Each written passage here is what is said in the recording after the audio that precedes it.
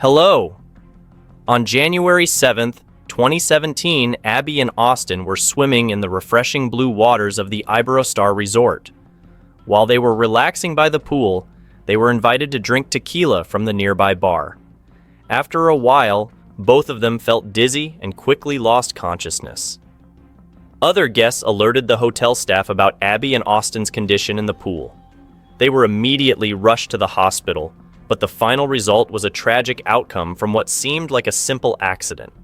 However, when the police launched an investigation, they uncovered mysterious details about travel experiences in Mexico.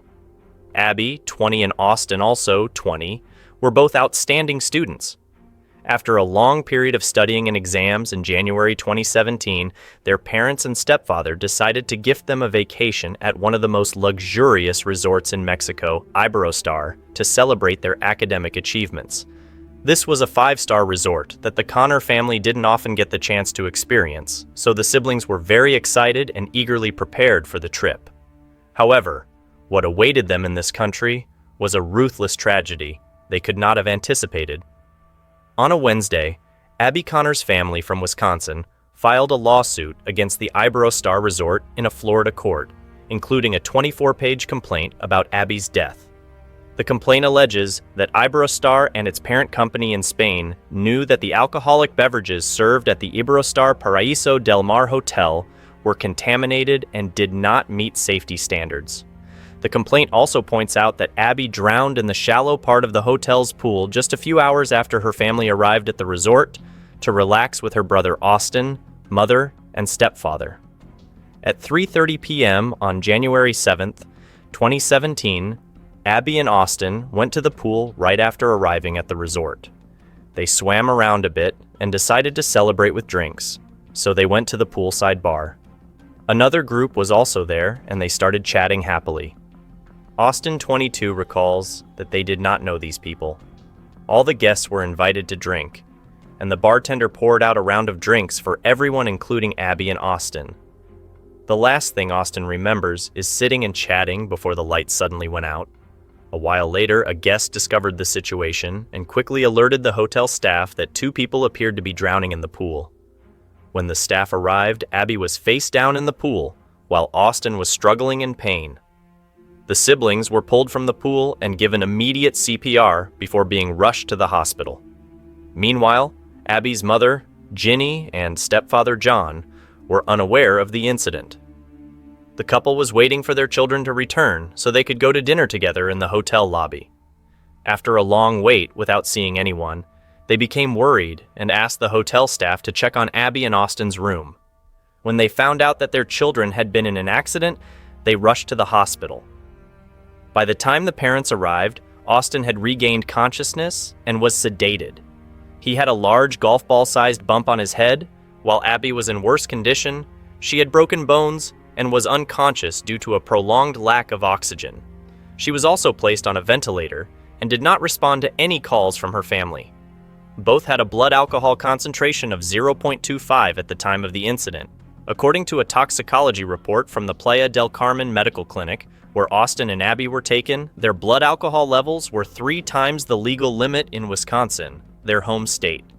Seeing no improvement in Abbey's condition, the doctors informed Ginny and John that she needed to be transferred to the intensive care unit in Cancun. However, the demand for payment was $6,371.13 with an additional $10,000 deposit required for the Cancun hospital before they would transfer her. Disagreeing with the unreasonable and exorbitant bill and concerned about the medical quality in Mexico, the family spent the next day arranging an emergency transport back to the USA. Ultimately, after many procedures, Abbey was transferred to Broward Health Medical Center in Fort Lauderdale, Florida. However, this effort still did not yield a positive outcome. 2 days after arriving in Florida, the doctors informed the family that she had died due to brain damage. A few days after the tragedy, Abbey's stepfather John attempted to report the incident to the police, but Mexican authorities insisted that Abbey's death was due to a drowning accident. The Connor family was outraged and continued to pursue their complaint in Florida courts. Abbey's mother, Ginny McGowan, has been vocally warning people about drinking alcohol in Mexico.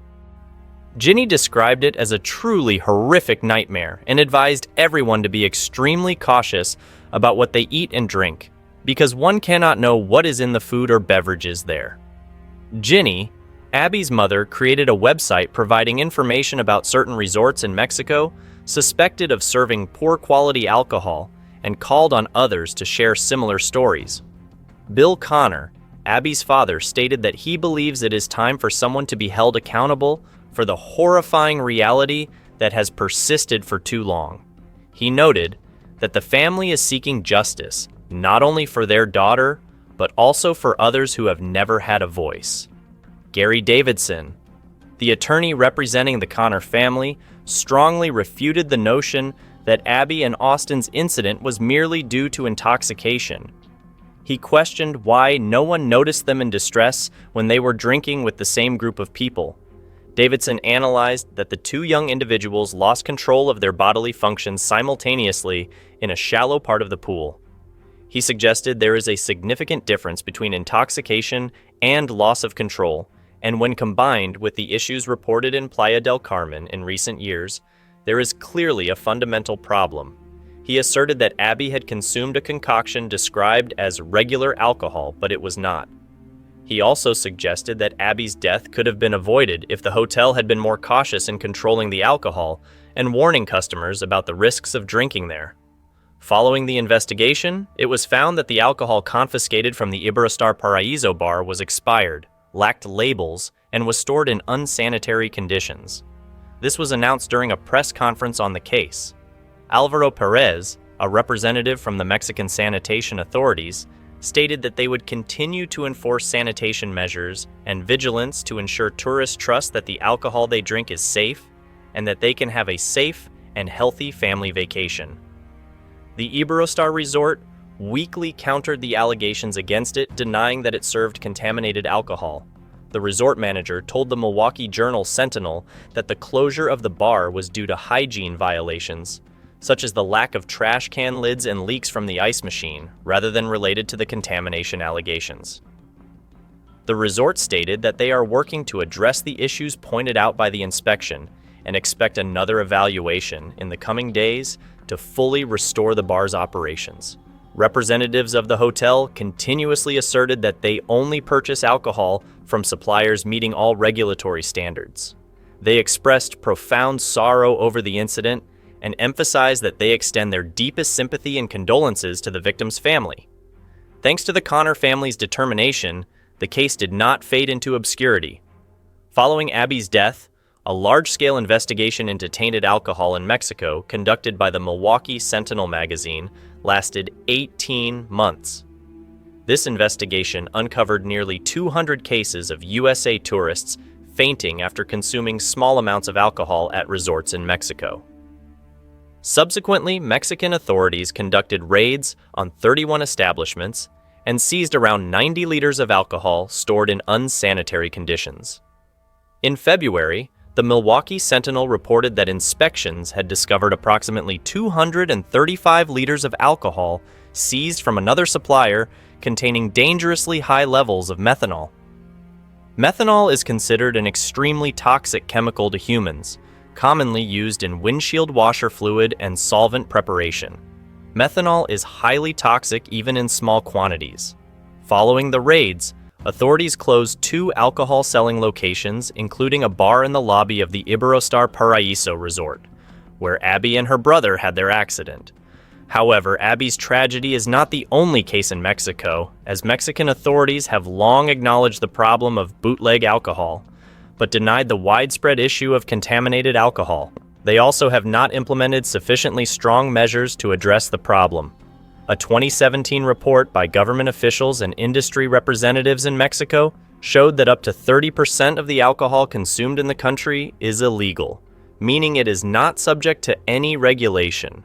Moreover, smugglers not only sell unlabeled bootleg alcohol, but sometimes also sell it in bottles labeled with other brands. Investigations reveal that this alcohol is unsafe for consumption and may contain ingredients such as pharmaceutical-grade alcohol, mouthwash, perfume, and air freshener. The magazine's report also mentioned cases of tourists being robbed and abused after losing consciousness due to tainted alcohol, with many others reporting being forced to pay for medical assistance. A tourist named Kathy Daly, who visited Mexico, told CBS News that she had consumed contaminated alcohol while staying at an Iberostar hotel. Kathy recalled, "I couldn't get out of the pool and couldn't even stand up. I was vomiting everywhere and the staff had to call the hotel doctor." A couple reported that they had lost consciousness, and upon waking discovered they had been robbed and lost a lot of their belongings. Some even recounted that their relatives had drowned after consuming the tainted alcohol. Recently, 2 couples visiting Los Cabos experienced a similar situation, with 3 out of 4 people losing consciousness and falling severely ill after drinking a few beverages. Fortunately, one woman in the group had chosen a different drink and was unaffected. She also took photos documenting the incident, while the other 3 friends had no memory of what had happened. Almost a year after Abbey's incident, another case of poisoning occurred at luxury hotels in Mexico. Canadian tourist Karen Newton reported that her 22-year-old daughter was drugged and became the victim of a rape at the Blue Bay Grand Esmeralda resort. Karen believes that a dark force was behind this incident. At around 1:30 a.m., Karen's daughter returned to the room in an unusual state. She was unable to move her limbs, speak, or walk. Karen had to help her daughter to bed and lay down next to her. Around 4:30 a.m., Karen woke up to find her daughter missing. In a panic, she rushed around the resort from the pool to the hallways, calling her daughter's name. Karen then sought help from security, reporting the disappearance in English, but the security guard only spoke Spanish and asked Karen to confirm her understanding. When Karen returned to the room, she found her daughter wearing only thin underwear, wrapped in a towel around her head, with her legs exposed. Nearby were 2 security guards and an angry stranger who seemed to be chasing them. Karen helped her daughter back to the room and let her rest. While she was unconscious, the young woman murmured about a strange amount of $950. Karen hurriedly went back to find the security guards, but they could not speak English and could not explain what was happening. The next day, Karen's daughter could not remember what had happened. Karen requested the resort manager to call the police, but was refused. She said, "I thought my daughter needed to be examined, but I knew it would not be safe to leave the resort." My daughter didn't want to leave either. Meanwhile, Frederick Saglaski, a representative from Blue Bay Grand Esmeralda, only confirmed via email that they were investigating the matter. Many others expressed anger at being forced to pay thousands of dollars before receiving medical care and receiving little help from the police in Mexico, as well as from the resorts. What surprised them even more was that the USA, consular services, and the Department of State could hardly provide any assistance. When questioned, a spokesperson from the USA, Department of State said that reports were being used to provide consular support and to raise concerns with their Mexican counterparts. However, they did not follow up on incidents of rape, injuries, or other serious issues faced by USA citizens while vacationing in Mexico, but only monitored public opinion. Officials continuously promised to release new findings about the case, but after several months, the public had still not received any further valuable updates. The Milwaukee Sentinel magazine's investigation revealed another bitter truth. Many reviews on the popular hotel review site TripAdvisor had deleted accounts of travelers' negative experiences.